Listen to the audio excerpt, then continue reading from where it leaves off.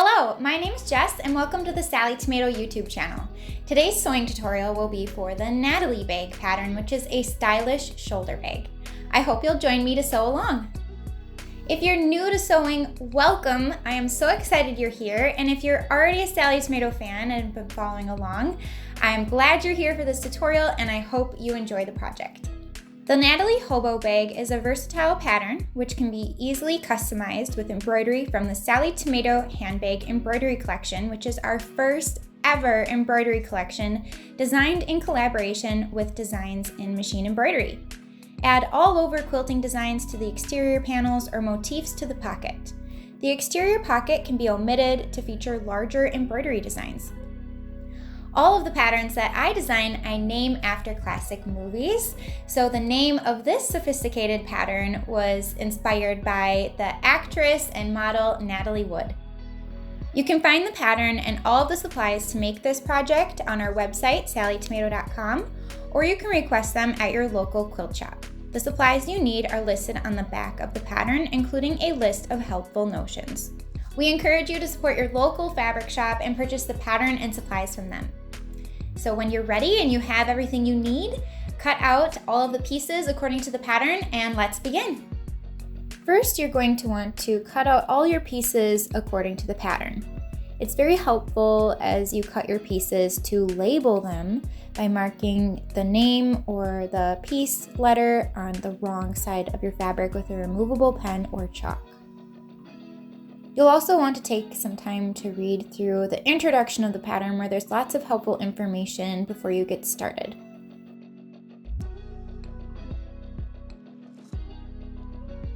The first section of instructions is to attach the interfacing to coordinating pieces. Fuse one piece of coordinating lightweight woven interfacing to the wrong side of both lining pieces A, which are the main panels, lining piece G for the base, both main fabric pieces B, which are the strap connectors, and main fabric piece C, which will be your exterior pocket.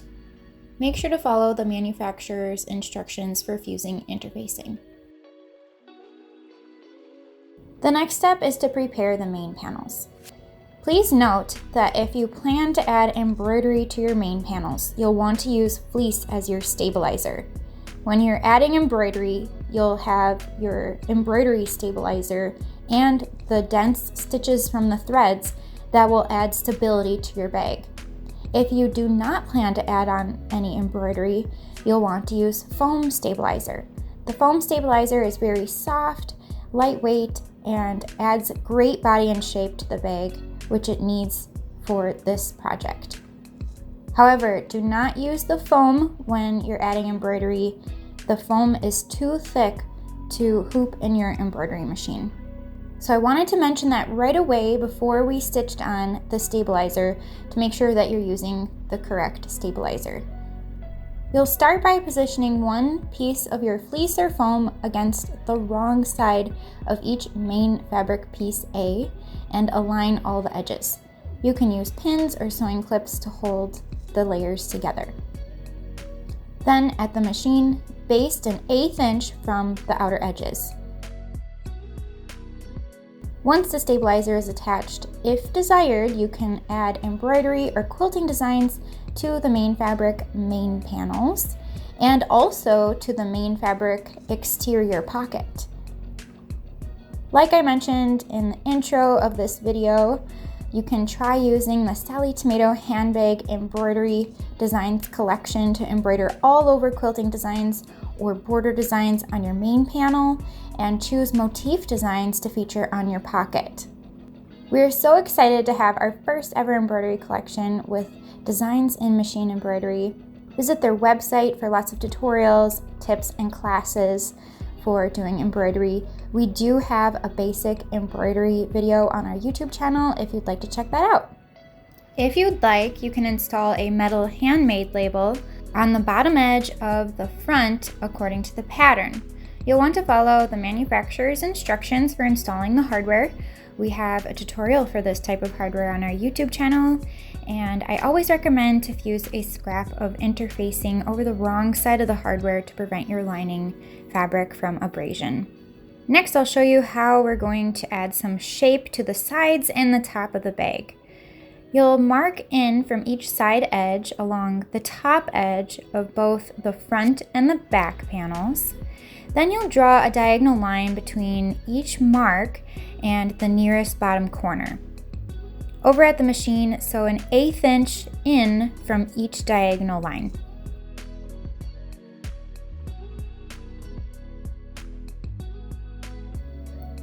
After sewing, cut along the diagonal line to add shape to the front and back panels.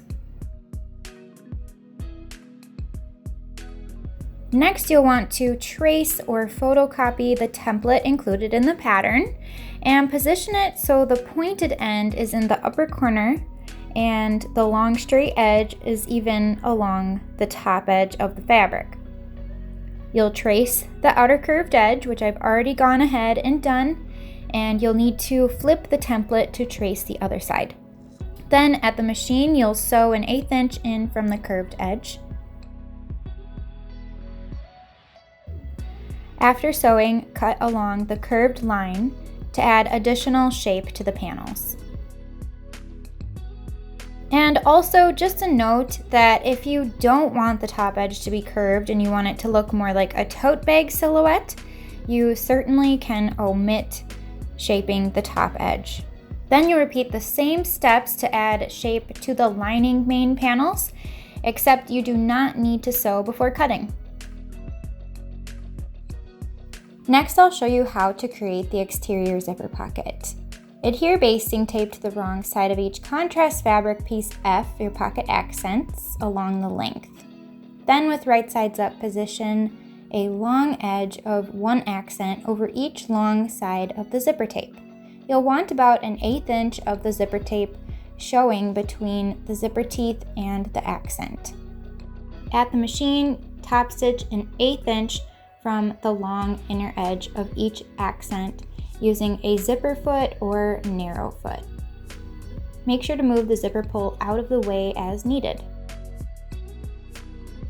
Position piece C exterior pocket with the wrong side up, and with wrong sides together, align the top long edge of the exterior pocket along the outer edge of the lower accent. If you're right-handed, you'll want the pull to close to the left, and if you're left-handed, you'll want the pull to close to the right. So now is the time to position the zipper pull as needed. You can press down to adhere the basting tape to the fabric, or you can use some sewing clips. At the machine, top stitch an 1/8 inch from the long outer edge of the accent. Next, press the exterior pocket away from the accent. I like to use the curved end of our Sallie Tomato Essential Turning and Pressing tool. This multi-purpose tool is great for smoothing out seams, pushing out corners, and also using it as a stiletto. So simply rub along the seam to give it a good crease and press. Next, with right sides up, position one accent over the pocket, aligning the bottom long edges. Press down to adhere the basting tape or add some sewing clips. Then top stitch an 1/8 inch from the long inner edge of the accent. Then with right sides up, position one accent over each side of the prepared pocket, aligning the outer side edges and also the top edges. You'll notice that these accents are a little bit longer, or maybe they fit just right. It all depends on the zipper that you used. So you can press down to adhere those in place or add some sewing clips. Then top stitch an 1/8 inch from the long inner edge of each accent.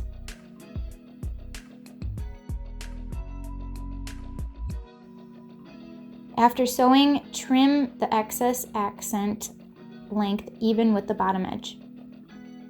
I've already went ahead and marked the position for the pocket according to my pattern, and with right sides up, center the pocket over the front main panel, and you can add a couple pins to hold it in place. Make sure to refer to the pattern for the exact placement. To secure the pocket in place, top stitch an 1/8 inch from all outer edges.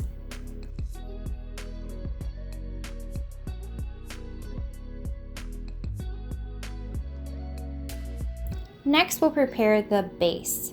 With right sides up, align all edges of the contrast fabric base over the fleece or foam base piece. Use some sewing clips to hold together. Then top stitch a 1/2 inch from all edges. After sewing, trim away the foam from the seam allowance, cutting close to but not through the stitching. This will help reduce bulk but still keep the stability on the bottom of the bag. If you'd like to install bag feet, refer to the pattern to mark the placement for each bag foot. Install a foot at the intersecting marks and follow the manufacturer's instructions on how to do so. Definitely check out our YouTube channel for a video tutorial on how to install bag feet.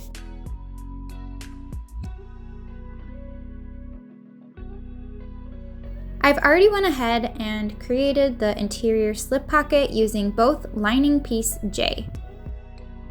You can follow the step-by-step instructions in the pattern, or you can visit our YouTube channel for our slip pocket tutorial if you need additional help.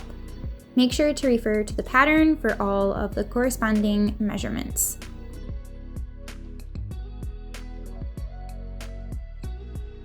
The next section is to create the interior zipper pocket. Again, I've already went ahead and installed my interior zipper pocket using both lining piece I and installing it on the remaining lining main panel piece. Search on our YouTube channel or visit the link below in the description of this video for how to install an interior zipper pocket.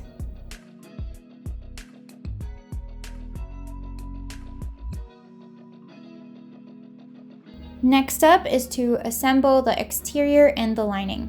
If you need help with this section, please view our Miranda tutorial linked below and make sure to follow along with this pattern.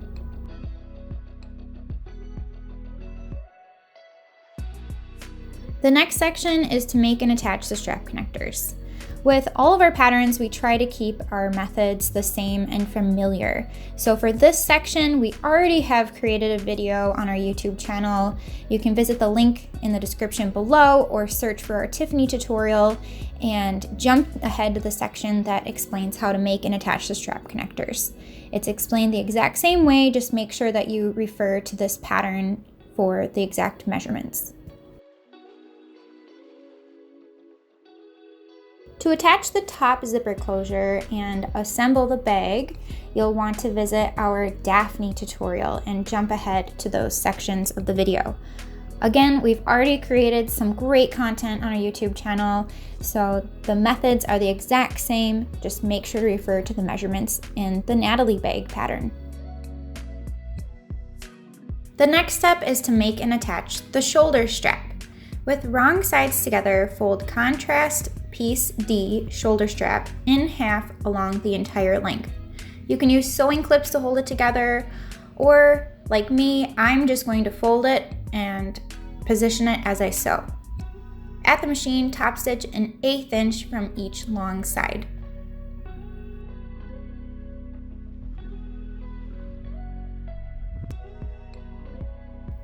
After stitching, thread one end of the strap through one D-ring on the bag from the outside towards the inside and fold the end of the strap 1 inch to the underside. Top stitch the end of the strap to itself 1/8 inch and 1/4 inch from the raw edge. Then you repeat the same process to attach the opposite end of the strap to the remaining D-ring.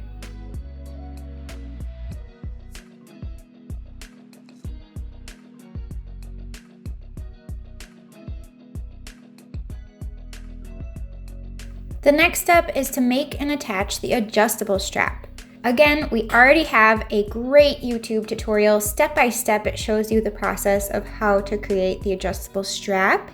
So if you need more help with this section, search on YouTube for that tutorial or click on the link below in the description of this video.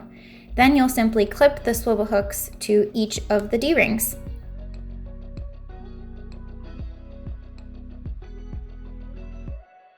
And lastly, it's always fun to add a tassel to your bag to add some extra flair and tie in the contrast fabric. If you'd like to create a tassel using tassel cap hardware, visit our YouTube channel for a step-by-step tutorial. Then you can either attach the swivel hook on the tassel cap to your zipper pull if you used pulls that have a hole in the middle, such as donut or circle style zipper pulls, or you could attach to the D-rings. I hope you enjoyed this tutorial and picked up some tips along the way and are excited to use your new Natalie bag. If you have any other questions about the pattern or certain steps, feel free to comment below and we will be sure to answer your questions. We encourage you to share photos of your completed project using hashtag Sallie Tomato and hashtag Natalie bag on social media. If you liked this video, please give it a thumbs up and subscribe to our channel so you don't miss out on any future videos. Thanks for watching, and I hope you'll check out the rest of our pattern line for more professional looking projects. See you next time!